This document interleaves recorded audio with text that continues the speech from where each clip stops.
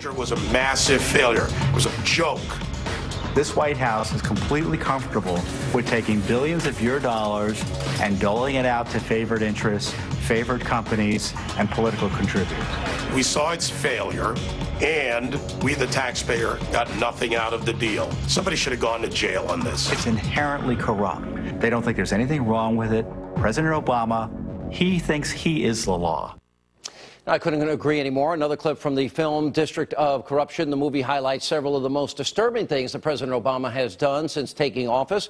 And joining me now to talk about the botched Solyndra investment and much more is the author of Throw Them All Out, president of the Government Accountability Institute, Peter Schweizer, is with us. How are you, sir? Good to see you. Thanks, Sean. You know, this is amazing, and this is what you were saying, and tell me what part I have wrong, because it wasn't just Solyndra. Yeah. So in the weeks before Solyndra gets this money, these loan guarantees, which we're never going to get paid back, okay, we got the big bundlers to Obama.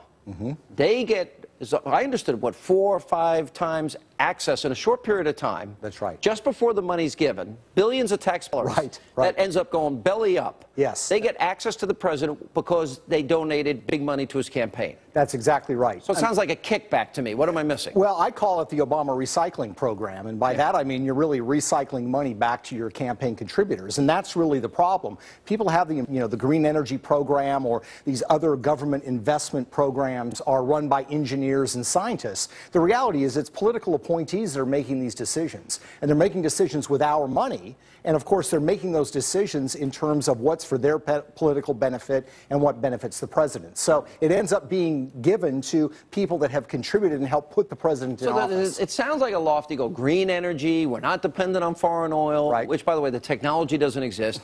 So in come the bundlers, they get the money, the money's wasted, and we're left holding the bag with $16 trillion in debt. And yet most people are not outraged over this. It's Solyndra, it's SunPower. We're drilling for oil, their biggest customer. We're building electric cars in Finland.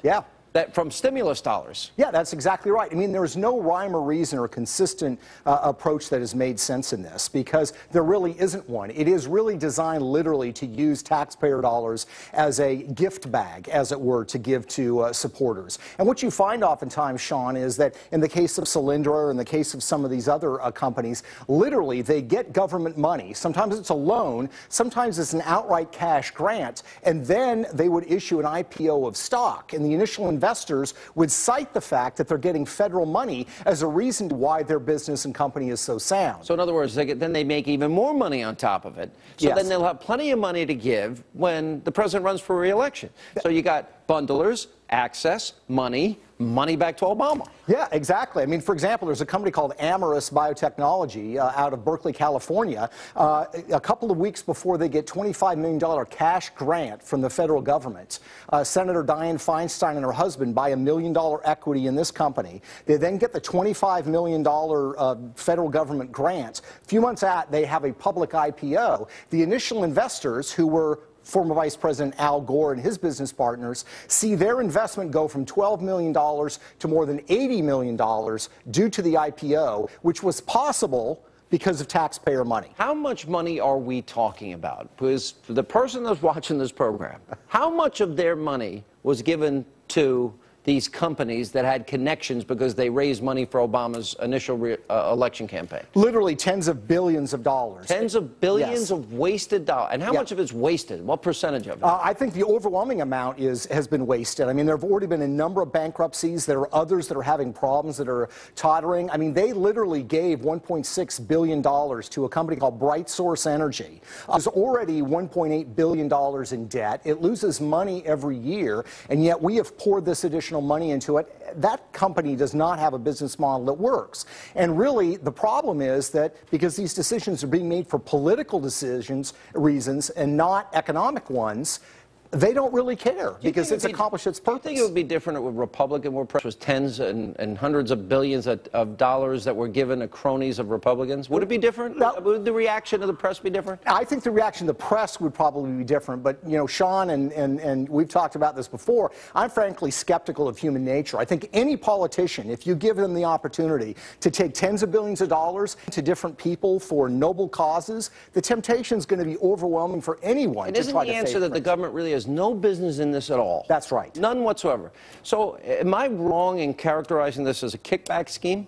Not at all. Am I wrong in saying that it is a double kickback? Not at all. I would say even more than a double kickback. We actually looked at the numbers, the amount of money that these bundlers raised in the president's election in 2008, the money they got back in taxpayer money. They got a heck of a return on their investment, Sean. For every dollar they raised for President Obama, they got more than $21,000 of taxpayer money. That is a massive kickback. Pretty sweet deal. Yes, it is a pretty sweet deal. Pretty sad for the average family that's having a hard time paying their mortgage or putting gas in their car or sending their kids to school and buying clothes and groceries, or the 1 in 6 Americans in poverty. To quote a liberal, we can buy an awful lot of food for the poor people. Yes. You know? And that's a problem. Crony capitalism is, in a sense, welfare for the well-off. Scary. Because all these investors could have afforded to put this money in themselves. All right. Thank you, Peter. Appreciate it.